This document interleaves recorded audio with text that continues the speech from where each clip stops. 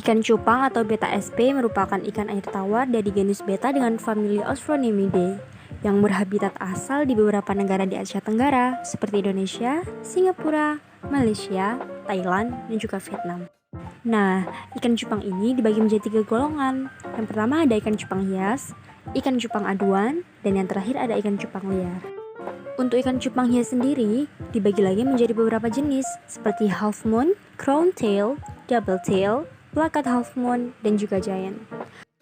Lalu apa sih kira-kira kelebihan dari ikan cupang selain bentuk dan ukuran ekor serta siripnya yang indah? Ikan cupang juga dikenal sebagai ikan yang dapat bertahan hidup di air meskipun dengan kadar oksigen yang rendah dan volume air yang sedikit. Hal ini disebabkan karena dalam tubuh cupang terdapat rongga labirin yang mirip dengan paru-paru manusia. Kelebihan berikutnya, karena pemeliharaan ikan cupang dianggap mudah, karena pada dasarnya habitat ikan cupang adalah di alam bebas, seperti di rawa-rawa, sungai, danau, perairan tenang, dan mereka juga hidup secara berkelompok. Untuk makanannya sendiri, ikan cupang dapat diberi makan jentik nyamuk, cacing kecil, kutu air, salmon, udang air asin, cacing darah, lalat buah, kuning telur, dan yang terakhir adalah pelet ikan. Oke teman-teman, jadi kira-kira teman-teman di sini udah pada tahu belum sih gimana cara budidaya ikan cupang?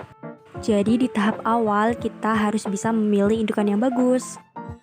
Indukan cupang jantan yang bagus yaitu 1. Sehat, tidak cacat, dan berasal dari genetik yang baik. 2. Ekor dan sirip panjang serta mengembang seperti kipas. 3. Warna cerah. 4. Bentuk badan panjang dan ramping. 5. Dasi jantan lebih panjang daripada dasi betina. 6. Umur 4-5 bulan. 7. Memiliki ciri-ciri siap pijah, ada garis putih vertikal di badan dan insang warna lebih cerah, bagian perut membesar dan lembek bila dipegang, titik putih di bagian perut, otot orogenital menonjol dan gerakan pasif. Indukan betina cupang yang baik yaitu 1. Sehat, tidak cacat, ekor mengembang dan berasal dari genetik yang baik. 2. Warna tidak sejarah jantan. 3. Badan pendek dan gemuk. 4. Umur 4-5 bulan. 5. Ciri-ciri ikan cupang siap pijah, ada garis putih pada insang, warna semakin cerah, gerakan agresif, dan mengumpulkan busa untuk menempelnya telur. Berikut cara pemijahannya. Pertama, isi tempat pemijahan dengan air jernih. Masukkan indukan cupang jantan ke dalam tempat pemijahan. Lalu, letakkan tempat pemijahan pada lokasi yang agak gelap selama 24 jam.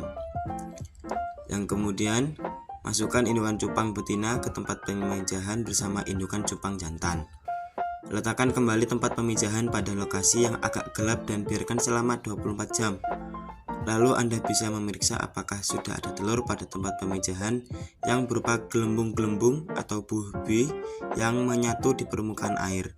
Jika sudah ada gelembung-gelembung tersebut, maka indukan cupang betina dapat diambil dan dibiarkan indukan cupang jantan yang merawat telurnya sampai menetas sekitar 3-4 hari.